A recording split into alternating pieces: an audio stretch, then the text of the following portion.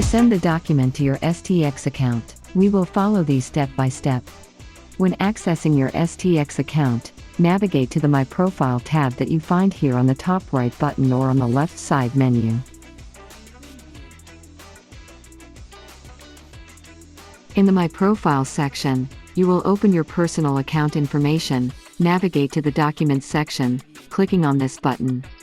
In the Documents section, scroll down to the Shipping section, pay attention to the information on the side so that your shipping does not fail.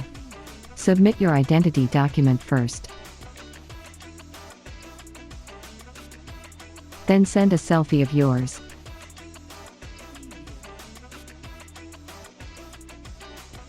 Finally, send a proof of residence in your name or that of a relative.